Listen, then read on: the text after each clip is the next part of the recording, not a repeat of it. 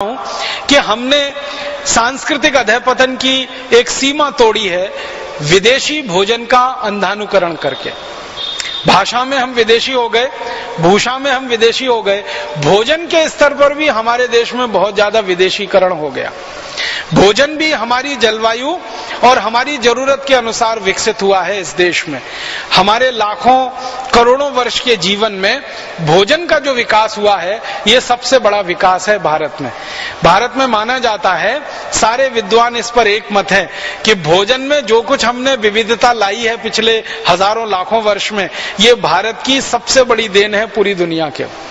शायद भारत के भोजन में जितनी विविधताएं हैं दुनिया के किसी देश में आपको नहीं मिलेंगी। आप जानते हैं गेहूं भारत में भी पैदा होता है, गेहूं ब्रिटेन में भी पैदा होता है, गेहूं कनाडा में भी पैदा होता है, गेहूं अमेरिका में भी पैदा होता है, यूरोप के और भी कई देशों में गेहूं पैदा होता है। गेहूं एक ही तरह की फसल है, वो भारत में भी है, यूरोप के कई देशों में और अमेरिका में भी है। हम गेहूं का आटा बनाते हैं और आटे से फिर हम पूड़ी बनाते हैं, कचौरी बनाते हैं, हम पराठा बनाते हैं। पराठे कई तरह के बनाते हैं, पूरियां कई तरह की बनाते हैं, कचौरियां कई तरह की बनाते हैं, रोटी बनाते हैं तो रोटी भी कई तरह की होती है। कोई रोटी तंदूर वाली होती है, कोई रोटी चूल्हे वाली होती है, कोई रोटी गैस वाली होती है, तवे वाली होती है। तो रोटियों के बीसियों प्रकार हैं, पूड़ियों के बीसियों प्रकार हैं, कचौरियों के बीसियों प्रकार हैं, पराठों के बीसियों प्रकार हैं। माताएं बहनें यहाँ बैठी हैं, एक परत का पराठा, दो परत का पराठा, तीन परत का पराठा, चार परत का पराठा, ऐसे पराठे हमारे देश में घर घर में, गांव गांव, गली गली में इतने अद्भुत और इतनी विविधता वाले। हमारे पास क्या है? गेहूं का आटा। उसी गेहूं के आटे से खाने के लिए सैकड़ों तरह की चीजें हम बना सकते हैं, पूरी, पराठा, रोटी आदि के स्तर पर। यूरोप के पास भी वही गेहूं का आटा है, लेकिन उनके पास बनाने के लिए दो ही चीजें हैं, या तो पाव रोटी या डबल रोटी। दो ही चीजें हैं उनके पास। और उसको दो भी क्यों कहें, एक ही चीज है। पाव रोटी, डबल रोटी एक ही तरीके से बनते ही है, बस मामूली सा अंतर है। तो वो गेहूं पैदा करते हैं, गेहूं को पैदा करके आटा बनाते हैं। उस आटे से पाव रोटी, डबल रोटी के अलावा तीसरी रोटी बना ही नहीं सकते वो। हमारे यहाँ सैकड़ों किस्म की रोटियां, पूरियां, कचौरियां हम बनाते हैं। अब भारतवासियों का ये दुर्भाग्य है कि जिस भारत देश में हजारों साल से सैकड़ों किस्म के गेहूं के आटे से बनने वाले व्यंजन रहे हों, वो भारतवासी सवेरे से शाम तक पाव रोटी और डबल रोटी खाते हैं। वो pizza, burger, hot dog, cold dog, इन्हीं नामों पे है सब वो पाव रोटी और डबल रोटी। पिज्जा कह लो, बर्गर कह लो, उसको बीच में से काट के सलाद भर लो या सलाद के बीच में उसको लगा के खा लो, बात तो एक ही है। तो आप देखो कि कितने नीचे हम आए, कितना पतन हमारा हुआ। सैकड़ों किस्म के व्यंजन जो हम गेहूं के आटे से बना सकते हो, उस देश के लोग पाव रोटी, डबल रोटी, पिज्जा, बर्गर खाने में फंस जाएं, तो ये भी हमारे सांस्कृतिक अधःपतन की ही निशानी है, या बल्कि मूर्खता की निशानी। मूर्खता इसमें पता है क्या है? कोई भी पाव रोटी और डबल रोटी जो आप खाते हैं ताजा नहीं होती। ताजा होती तो वो बनती ही नहीं, वो तो बासी ही होती है। वो एक दिन बासी हो सकती है, 2 दिन हो सकती है, 10 दिन हो सकती है, 15 दिन हो सकती है। यूरोप और अमेरिका में तो 3-3 महीने पुरानी बासी पाव रोटी, डबल रोटी मिलती है और लोग उन्हीं को खा के अपना जीवन चलाते हैं, गुजारा करते हैं। अब हमने उनकी नकल करके हमारे घरों में वो बासी डबल रोटी लाना और खाना शुरू कर दिया। गेहूं के आटे के बारे में विज्ञान ये कहता है कि इस आटे को गीला होने के 48वें मिनट के अंदर इसका रोटी बन जाना चाहिए और रोटी बनने के 48 मिनट के अंदर इसको खा लिया जाना चाहिए। लेकिन पाव रोटी और डबल रोटी का अगर कहानी सुनना और गिनना शुरू करेंगे तो वो तो 10-20 दिन पुराना होता है।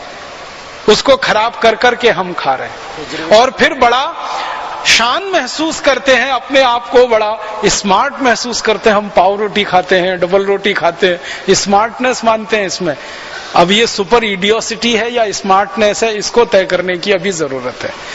पढ़े लिखे घरों में, खासकर अंग्रेजी वाले घरों में, इस तरह के भोजन का इतना तेजी से प्रवेश हुआ है कि भारत का विविधतापूर्ण व्यंजन अब उनके घरों से गायब हो गए हैं, बाहर हो गए। अगर आप ईमानदारी से एक काम करें, हम में से कोई भी ये काम करे, जिस दिन हमारा जन्म हुआ और जिस दिन हमारी मृत्यु हो, ये सारे दिन हम गिन लें उतने दिन हम नए नए व्यंजन बना के भारत में खा सकते हैं। इतनी विविधता इस देश में हजारों साल से उपलब्ध रही है। अब उस भारत में गिने चुने 2-4 व्यंजन जो अंग्रेजियत वाले हैं वो हमारे घरों में घुस गए। व्यंजन घुस गए, डबल रोटी, पाव रोटी, उसके साथ बिस्किट आ गया। जिस देश में ताजा रोटी बनती हो, ताजा भाकरी बनती हो, ज्वार की भाकरी बनती हो, बाजरे की बनती हो, मक्के की बनती हो, तीनों की मिलाकर बनती हो, उस देश के लोग बिस्किट खाने लगे, उस देश के लोग डबल रोटी और पाव रोटी खाने लगे। तो इससे ज्यादा शर्मनाक और कुछ हो नहीं सकता। तो भोजन के स्तर पर इतनी ज्यादा गिरावट हम में आ गई है। और इससे भी बड़ी एक गिरावट हम में आई है। हम भारत में इतने अद्भुत देश में रहते हैं जिसकी कल्पना किसी देश को नहीं हो सकती।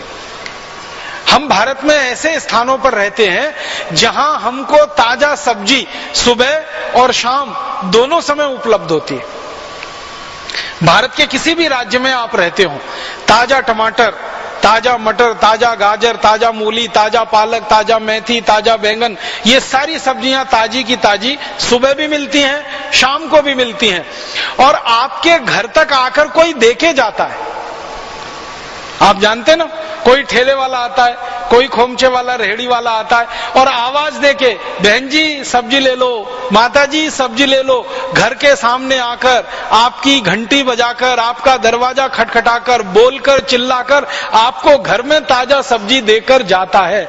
ये सपना अमेरिका में रहने वाला कोई आदमी सोच नहीं सकता, देख नहीं सकता। यूरोप में किसी को कल्पना नहीं हो सकती कि सवेरे ताजा सब्जी, शाम को ताजा सब्जी कोई घर के सामने आकर दरवाजा खटखटाकर बोलकर देके जाए। अमेरिका में तो ताजा सब्जी लानी कल्पना की बात है, क्योंकि सब्जियां सब 7 से 15 दिन पुरानी मिलती हैं।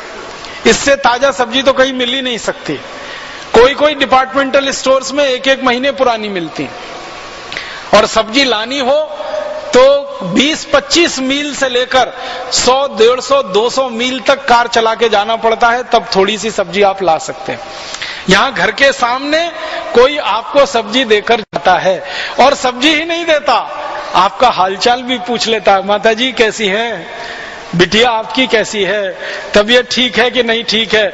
आप सब्जी लो या ना लो, वो आपके घर की कुशलक्षेम पूछेगा, आप उसके घर की कुशलक्षेम पूछेंगे। माने हमारा उससे आत्मीय संबंध हो जाता है। ऐसा आत्मीय संबंध किसी भी डिपार्टमेंटल स्टोर वाली संस्कृति में हो नहीं सकता। इसकी कोई कल्पना किसी को नहीं। यूरोप और अमेरिका के लोगों को तो कोई ताजा सब्जी उपलब्धि नहीं है, उनके नसीब में नहीं है, क्योंकि उनके देश में होता नहीं है। बाहर के देशों से उनको सब आयात करके लाना पड़ता है। अब मुझे जो दुख होता है, अफसोस होता है, जिस देश में ताजा टमाटर सुबह भी मिले, शाम को मिले, वहां के लोग टमाटो सॉस खाएं जो 2-2 साल पुराना है, पता नहीं 3 साल पुराना है, 4 साल पुराना। जब ताजा टमाटर मिल रहा है, उसकी चटनी बनाकर हम सुबह खा सकते हैं, शाम को खा सकते हैं। हम बाजार में जाएं और Maggi hot and sweet tomato chili sauce लेके आए, और फिर किसी से पूछे भाई क्या है, तो अंग्रेजी में कहते हैं इट्स डिफरेंट। वो डिफरेंस क्या है? उसमें 3 महीने पुराना सड़े गले टमाटर का रस, ये है डिफरेंस उसका। ताजा टमाटर हम खरीदें 8-10 रुपए किलो मिले, और टमाटो चिली सॉस खरीदें 200 रुपए किलो मिले, ये डिफरेंस है उसका। 8-10 रुपए किलो के ताजे टमाटर की चटनी बना के खाएं, कितना स्वाद आए, और उसमें प्रिजर्वेटिव मिला के जो जहर कैंसर पैदा करने वाले 3-3 महीने, 6-6 महीने, साल भर पुराना टमाटो सॉस खाएं, ये डिफरेंस है। माने मूर्खता की पराकाष्ठा हमने जो है ना लांग ली है। इतना हमारे भोजन में परिवर्तन आया। ताजा टमाटर चटनी की बजाय टमाटो सॉस हमारे घर में आ गया। ताजा गेहूं के आटे की रोटी की जगह हमारे घर में महीनों महीनों पुरानी ब्रेड और डबल रोटी आ गई। पहले हमारे घरों में माताएं और बहनें रोज चक्की चलाती थी, रोज ताजा आटा निकलता था। सुबह का आटा शाम को इस्तेमाल नहीं होता था, शाम का अगले दिन सुबह इस्तेमाल नहीं होता था। इतना ताजा आटा खाने वाले लोग हम रहे हैं, इसलिए ये देश बीमारियों से मुक्त रहा है और दवाओं की जरूरत हमको ज्यादा नहीं पड़ी है। जब से हमने आटा सड़ा गला खाना शुरू किया है, महीनों महीनों पुराना आटे की बनाई हुई चीजें खाना शुरू की हैं, और महीनों महीनों पुराने टमाटर का सॉस खाना शुरू किया है, हमारी बीमारियां बढ़ी हैं और चिकित्सा का खर्चा बढ़ा है। घर का बजट तो बढ़ा ही है, बीमारियों का भी बजट बढ़ा है और खर्चा उसकी चिकित्सा का भी बढ़ता गया। इससे भी ज्यादा महत्व की बात जो मैं कहना चाहता हूं वो ये कि हमारे घर की सब माताएं क्या ज्ञान रखती हैं कि हमारे यहाँ जो जल्दी खराब होने वाली चीजें हैं ना, उनको खास तरीके से तैयार करके रखा जाता है। जो चीजें बहुत जल्दी खराब होती हैं, जैसे आम बहुत जल्दी खराब होने वाली चीज है, जैसे आलू जल्दी खराब होने वालों में गिना जाता है, जैसे गाजर जल्दी खराब होने वाली चीज है, जैसे मूली जल्दी खराब होने वाली चीज है, जैसे बंद गोभी पत्ता गोभी जल्दी खराब होने वाला, शलजम जल्दी खराब होने, माने जो भी चीजें हमारे घर में हमारे आसपास में जल्दी खराब होती हैं, जिनकी शेल्फ लाइफ कम है, उनको हम विशेष तरीके से तैयार करके रखते हैं। और वो विशेष तरीका है अचार डालने का।